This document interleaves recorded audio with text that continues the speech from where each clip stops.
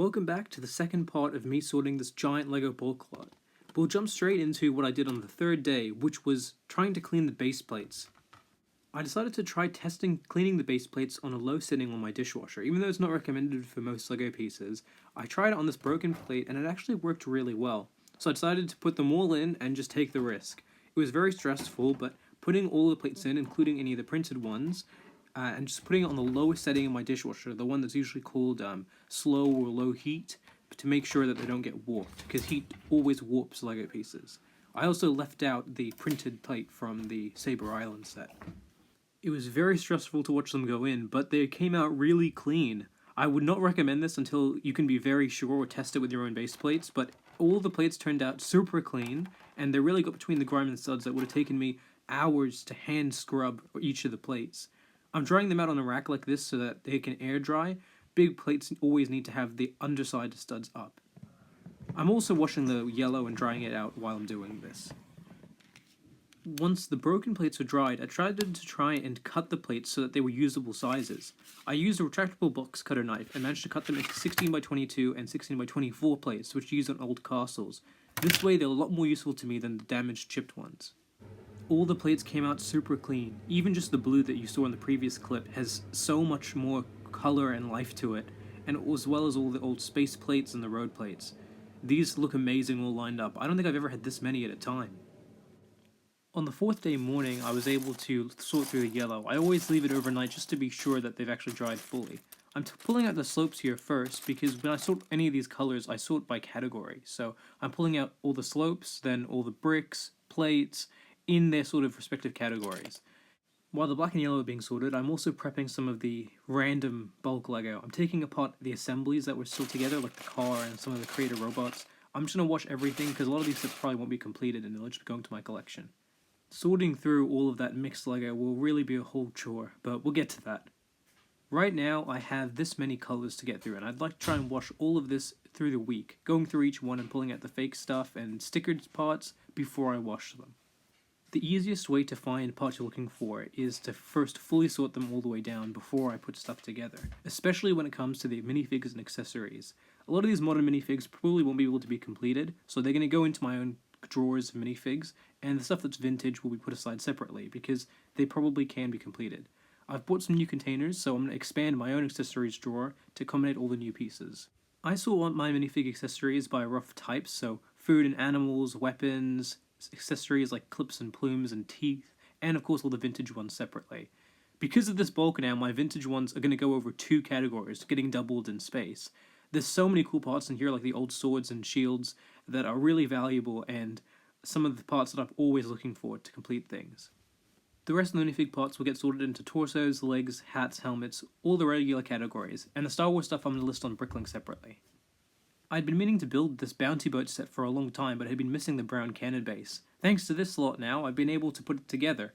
This is one of the few sets I'm missing from the Classic Pirates line. With the very first set being completed from the lot, I also put together all the other vintage minifigs to get an idea of what's here. It's clear there's some sort of fire station by the amount of fire chief officers, as well as some more Fright Night stuff from the 90s. Before the end of today, I also washed the last of the black, so that it can dry overnight. A lot of those old castle wall pieces in black, probably for that forestman set that's in there. On the morning of the fourth day, the black pieces were all dry, so I could start sorting them away. I put in a few other key pieces that I wanted to get washed quickly so that I could get them onto the store in my collection quicker. Otherwise, these get sorted into their categories. So combining all these rowboats with my own ones, castle walls, horses, as well as expanding my own collection of 4x6 and similar sized plates now that I have more of them and I need more space. The category to be washed today is blue. I've already gone through these for fake parts and things that aren't blue pieces, anything that's damaged to the point where even a wash will not save it. I also combined it with the purple and pink and the transparent glass pieces, just all these small, sort of similar ones that got mixed together. These blue castle turrets are for that sea serpent boat, so I'm really excited to see if that's in there.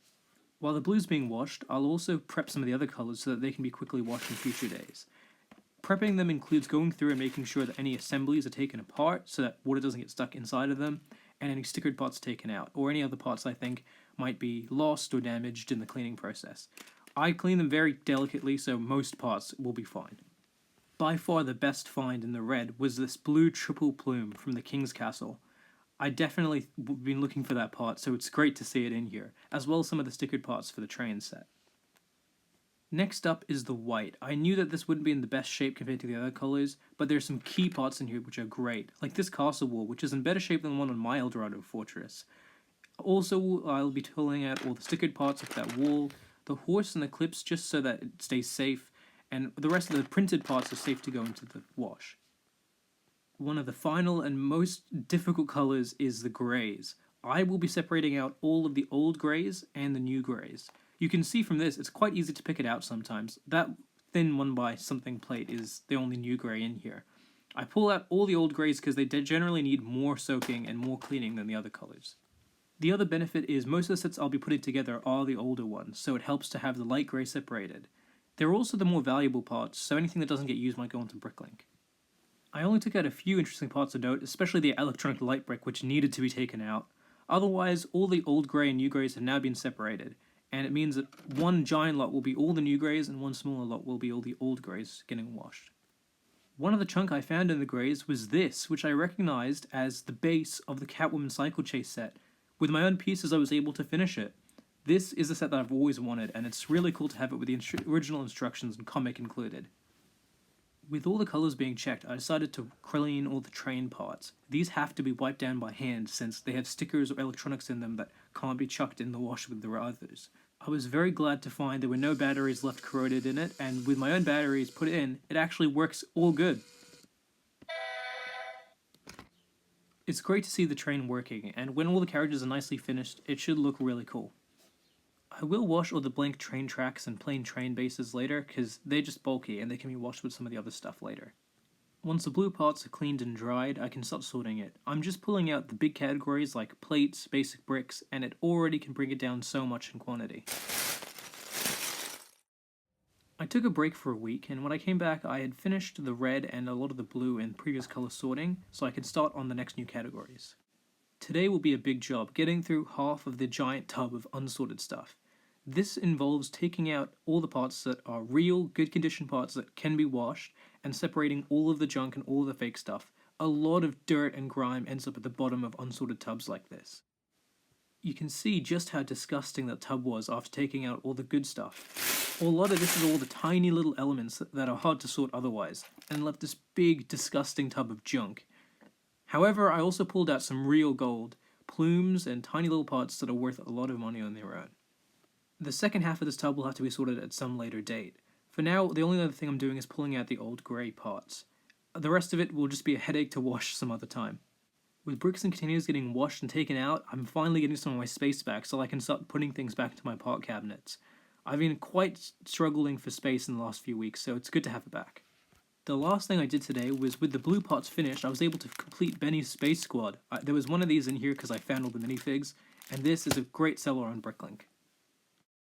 Overnight, I also dried out the first half of that unsorted tub of bricks. The sorting process is mostly the same. I take out the basic bricks and plates and Technic and that, and then it'll slowly get whittled down until it's about as small as the other colours. Some of the parts after a wash are completely unusable. This actually has a whole burn through it. I have no idea what the previous owner did. Today I also sorted some of the big quantities of stuff into my own part cabinets because the amount that's here is getting overwhelming. Putting some of it away at least helps me, but it looks like a lot of my categories are going to have to be expanded because I'm running out of space of every single part type in every colour. Tomorrow will be the first warm day after a cold start to Melbourne's winter, so I'll be washing all the white pieces as well as the sails to make sure they dry quickly. The sails include a lot of the capes and sails from the ships that I've accumulated from the lot, as well as a few of my own collection.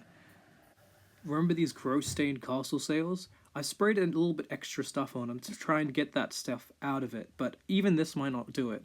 I also want to be really careful to use ones that won't damage the printing or make the colours run. After rinsing that off, I chucked them in with everything else and followed the same process as my previous video on cleaning LEGO sails to wash everything. All these parts should be fine in this wash, and I'll leave them overnight to see the best results. I'll also show you my process of cleaning the white parts. I checked in a few of the old horses as well because there was some extra space in the tub. Regular dishwashing liquid is enough to wash LEGO. You don't need anything else. Just some hot water and a good soak overnight should be able to get these looking at least a little bit whiter than they are now. I probably added a little bit too much soap this time, but I think these white parts are going to need it. A lot of them are just dirty, and hopefully the white can come back to them. I'm going to leave this, as well as the sails, to soak overnight, and hopefully we'll see some results in the morning. We're back the next morning, and it definitely seems like there was some effect with leaving it overnight. It definitely seems like a lot of the whiter parts feel a lot cleaner. The water is dirtier, which is a good sign, so let's start to wash everything out. I'll be washing the sails first, because I want them to dry in the direct sunlight in the morning. I also used a small brush to try and get out some of the dirt and the stains on these sails, but unfortunately it didn't seem to do much, and if anything, just weared out the printed parts. For each sail, all I'm doing is running it under the water and really making sure that all of the detergent is washed out of it, and then putting it on a flat dry surface to dry in direct sunlight. It'll also be ironed out later, but it'll help it to stay a bit flatter. Now I'll start the washing of all of the white pieces while it's drying. The process is the same, where I fill up a small amount till the colander is about halfway full. Then I'll put the salad spinner together and put in a little bit of water. I use this so that it just gets another thorough wash and spin it around. Then, after I've washed it once in the salad spinner, I'll drain out the soapy water and rinse it, and then make sure it's rinsed a couple times and change the water to make sure that all of the soap is gone. It's a really important step. And then, once I'm sure that all the soap's gone, then I will use a salad spinner normally and wring out the pieces to dry them. And as soon as they're wringed out, they'll be moved to a towel to dry. I don't do all this for nothing. After all the pieces were washed, you can see that the water left over is absolutely disgusting. Here's what it looks like next to clean, clear water. This process is so important because all of that grime is otherwise on the pieces, and whenever I sell stuff on Bricklink, it's best to have it clean and not that gross. The sails dried within an hour in direct sunlight, and I'm keeping the white pieces in this direct sunlight just for a very short amount of time because I don't want them to get any further yellow than they are. But this process of direct sunlight really helps to dry the pieces quick, even if you just put it in for a few minutes. Afterwards, this will just be kept in a warm area, maybe with a fan to help dry them quickly, but by tomorrow morning they'll all be dry. I also ironed all of the capes and sails. See my other video if you want to see the process of how I do that, but all of them have come out really nice. Unfortunately, those vintage ones still are a bit stained, but it's definitely an improvement.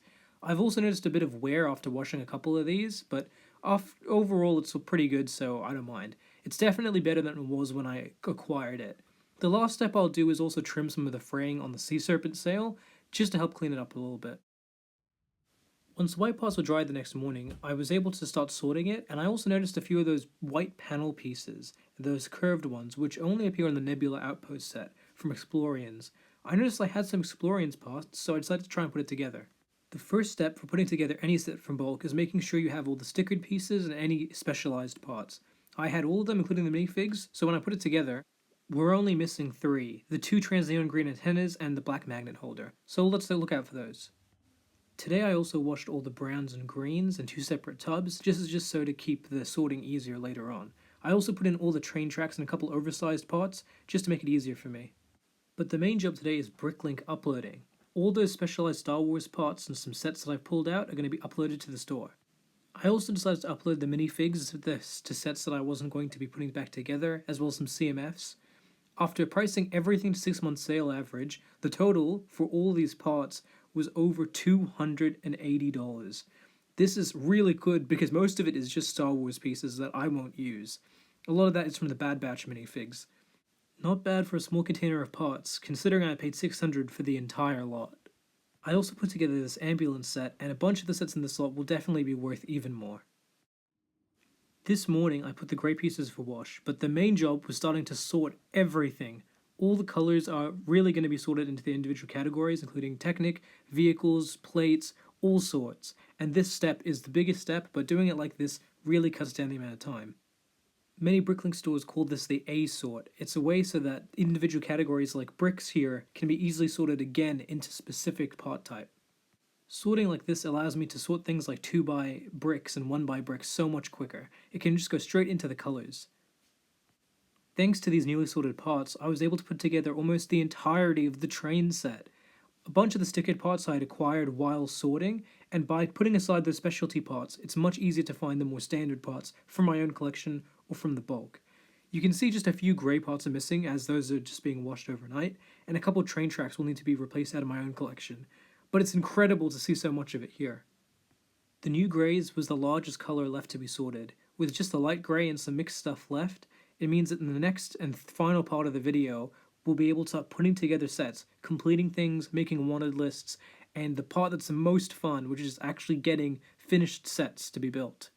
I'll end this part of the video by putting together a set that I've always wanted, the Batwing Battle over Gotham City. With all the stickered parts minifigs found, it was very easy to put this back together and have a complete set. It's so cool to have this set, and I'm really excited to have so many more vintage, amazing sets coming together very, very soon. Thanks for your support for the last vlog, and I hope to see you for the next one.